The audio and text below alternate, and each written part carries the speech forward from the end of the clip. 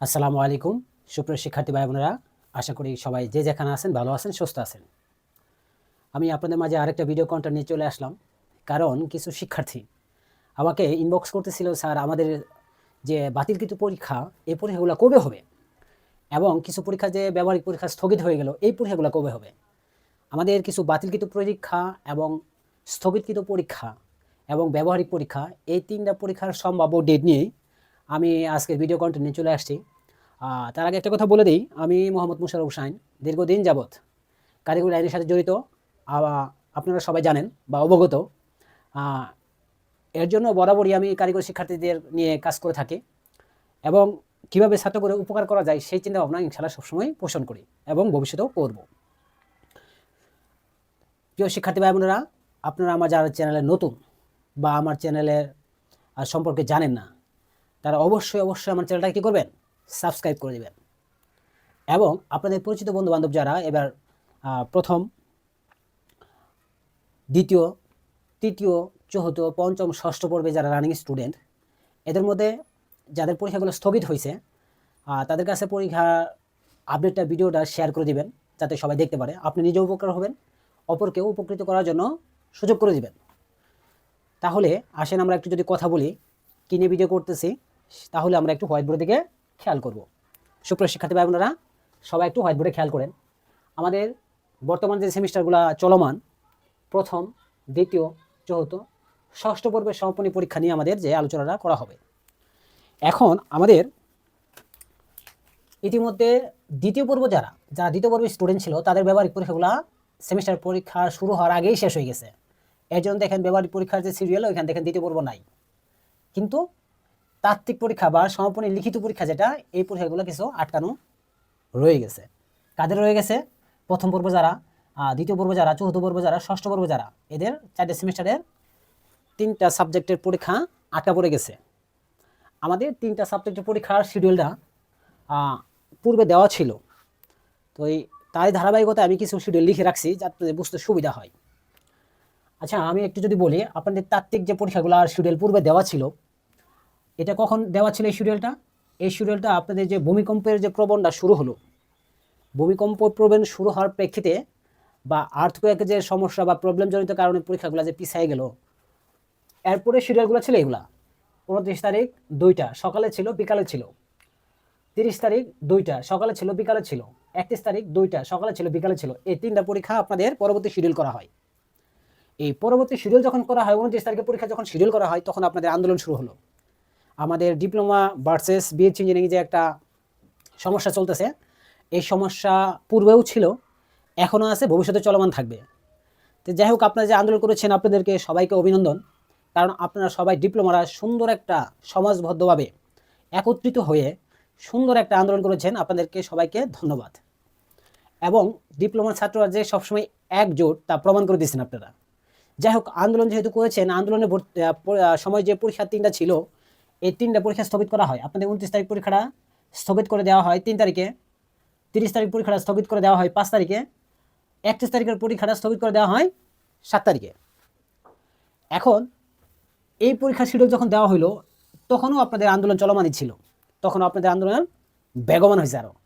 যাই হোক, এখন এই 3 তারিখের পরীক্ষাটাও আপনারা দিতে পারলেন না, 5 তারিখের পরীক্ষাটাও দিতে পারলেন না, 7 তারিখের পরীক্ষাটাও আপনারা দিতে পারলেন না। তার মানে আমাদের 3বার রুটিন চেঞ্জ হইল। প্রথমবার একবার দিয়েছিল যে রুটিন অনুসারে আমাদের জানুয়ারিতে পরীক্ষা শেষ হয়ে যাওয়ার কথা, এরপরে শিডিউল করলো জানুয়ারি লাস্টে থেকে, এটাও দিতে পারলেন না। এরপর শিডিউল করলো ফেব্রুয়ারির ফার্স্ট উইক থেকে, এই শিডিউলও আপনারা পরীক্ষা দিতে পারলেন না আন্দোলনের কারণে। তো যাই হোক, প্রিয় শিক্ষার্থী ভাই বোনেরা, আমাকে যারা বারবার কোশ্চেন করতেছিলেন ইনবক্সে, আপনাদের আশা করি উত্তরগুলো পেয়ে যাবেন এখনই। আপনাদের 29 তারিখ সকালে যে পরীক্ষাটা 10 তারিখে ছিল, সেটা কিন্তু পরবর্তী শিডিউল দিয়েছিল 3 তারিখ সকাল 10টায়। 29 তারিখ দুপুর 2টায় যাদের পরীক্ষা ছিল, এটা কিন্তু শিডিউল অনুসারে পরিবর্তন করে দিয়েছিল 3 তারিখ বিকাল 2টার সময়।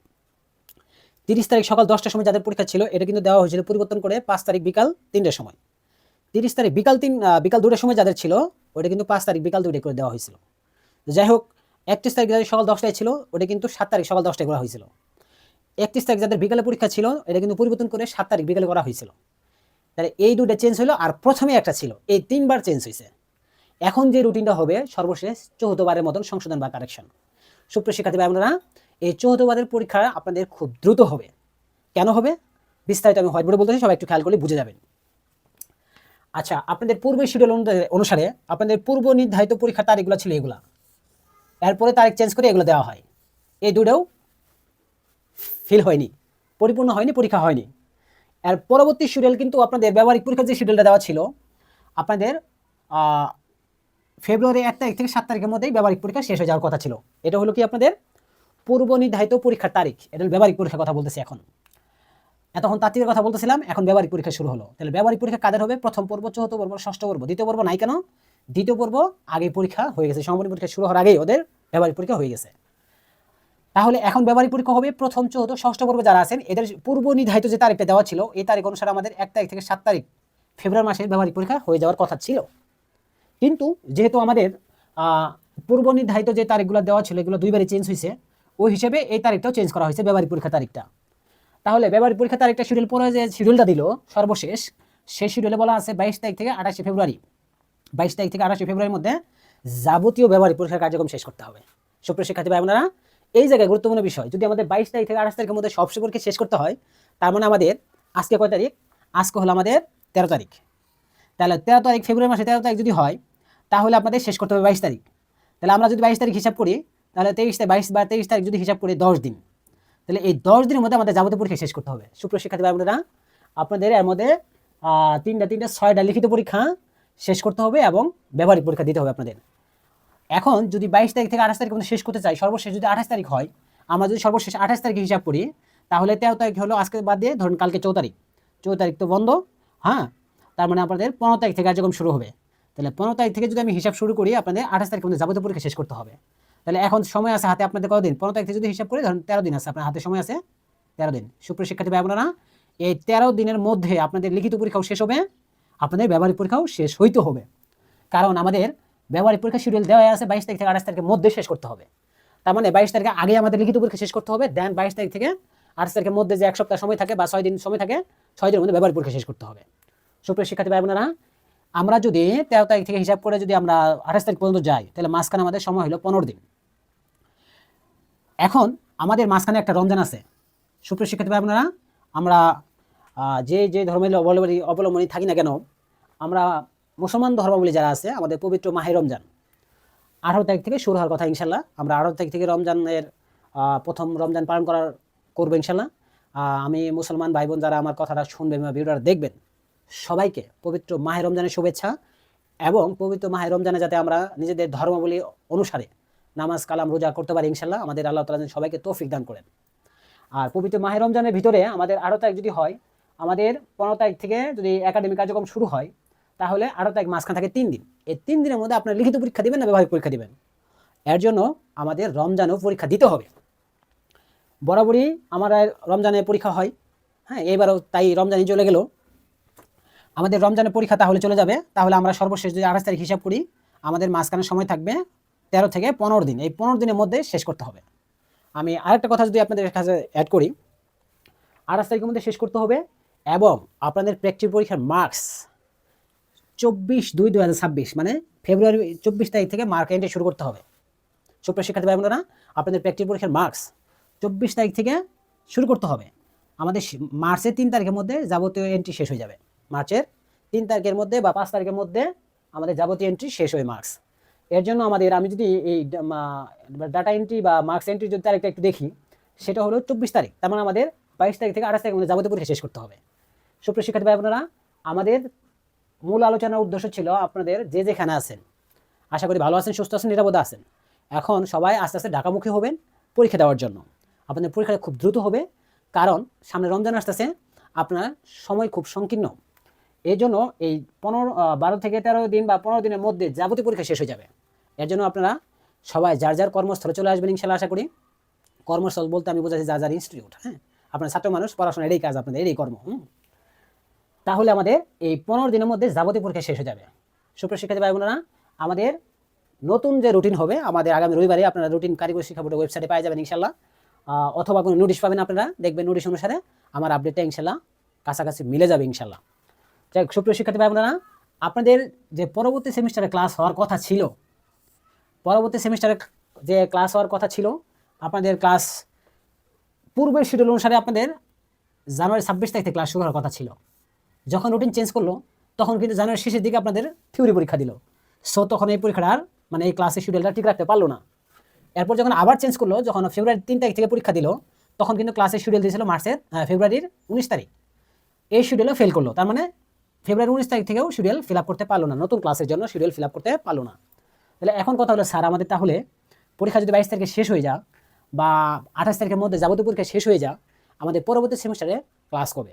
সুপ্রিয় শিক্ষার্থী ভাই বোনেরা, আপনাদের নতুন সেমিস্টার যদি আপনাদের শুরু হয়, তাহলে এখন যারা প্রথম পর্বে আছেন এরা দ্বিতীয় পর্বে চলে যাবেন, এখন যারা দ্বিতীয় পর্বে আছেন তারা তৃতীয় পর্বে চলে যাবেন, যারা চতুর্থ আছেন পঞ্চমে চলে যাবেন, যারা ষষ্ঠ আছেন সপ্তমে চলে যাবেন। আপনাদের দ্বিতীয়, তৃতীয়, পঞ্চম, সপ্তম সেমিস্টারে নতুন সেমিস্টার ক্লাস আগামী শুরু হবে কবে? সুপ্রিয় শিক্ষার্থী ভাই বোনেরা, আমাদের মার্চের 1 তারিখ থেকে ক্লাস শুরু হবে 2026। তার মানে আমাদের দ্বিতীয়, তৃতীয়, পঞ্চম, সপ্তম মার্চের 1 তারিখ থেকে ইনশাআল্লাহ নতুন সেমিস্টারে নতুনভাবে ক্লাস শুরু হবে। সুপ্রিয় শিক্ষার্থী ভাই বোনেরা, যেহেতু আমাদের 18 তারিখ থেকে 18 ফেব্রুয়ারি থেকে রমজান শুরু হচ্ছে, আমরা যদি একটু হিসাব করি মার্চের 18 তারিখ পর্যন্ত কি হবে? 1 মাস ফিল আপ হবে। তার মানে আমাদের মার্চের 18, 2026, তাহলে 1 মাস হিসাব করলে এর মধ্যে আমাদের কি হবে? রমজান শেষ হয়ে যাবে, ঈদ চলে আসবে। তার মানে আমি বোঝাতে চেষ্টা করছি 1 তারিখ যদি ক্লাস শুরু হয়, 18 তারিখের আগে যদি আপনার ক্লাস 2 সপ্তাহ মতন ক্লাস হবে। তার মানে আমি বোঝাতে চেষ্টা করলাম আপনাদের রমজানে 2 সপ্তাহের মতন ক্লাস হবে, আপনাদের 2 সপ্তাহের মতন ক্লাস হবে ইনশাল্লাহ। আপনাদের রমজানে 2 সপ্তাহের মতন ক্লাস হবে ঈদের ছুটির আগে। হ্যাঁ, ঈদের ছুটির আগে আপনাদের 2 সপ্তাহেরও ক্লাস হবে। এখন নতুন সেমিস্টার ক্লাসের কথা তো বলে দিলাম, এখন কথা হলো স্যার আমাদের পরীক্ষা। সুপ্রিয় শিক্ষার্থী ভাই বোনেরা, এই জায়গায় খুব গুরুত্বপূর্ণ বিষয়, আপনাদের পরীক্ষার শিডিউলটা খুব একটু খেয়াল করেন। আমাদের ডিউরেশন তো 6 মাসে, সেমিস্টার ডিউরেশন 6 মাসে। নিয়ম অনুসারে হওয়ার কথা ছিল জানুয়ারি টু জুন, নিয়ম অনুসারে এটাই শিডিউল হওয়ার কথা। এখন আপনাদের পরীক্ষা চেঞ্জ হওয়ার কারণে, পরীক্ষা চেঞ্জ হইতে হইতে আপনাদের ক্লাস দাঁড়ালো মার্চে গিয়ে। এখন মার্চে ক্লাস দাঁড়াইলে আপনাদের পরীক্ষার শিডিউল অনুসারে কিন্তু জুনে হওয়ার কথা। তার মানে আপনাদের হাতে সময় কয় মাস? 3 মাস। সুপ্রিয় শিক্ষার্থী ভাই বোনেরা, আপনারা যে যেখানে থাকেন পরীক্ষা শেষ হওয়ার সাথে সাথেই নতুন সেমিস্টারের বই সংগ্রহ করবেন। ইতিমধ্যে অনেকেই সংগ্রহ করে ফেলছেন আমি জানি, অনেকে বই নিয়েও নিছেন আমি জানি। হ্যাঁ, যারা নিছেন আলহামদুলিল্লাহ ভালো, যারা নেন নাই তাও সমস্যা নাই। শেষ হওয়ার সাথে বই নিয়ে নেবেন, হাতে সময় খুব অল্প। বাইরে ভাই জুনে পরীক্ষা না হয় বড় যদি 1 সপ্তাহ পিছাতে পারে, এর বেশি তো পিছাবে না। ধরেন জুলাই হইতে পারে বা 1 মাস পিছাতে সর্বোচ্চ জুলাই, তাহলে জুলাই বা লাস্ট যদি হয় এপ্রিল।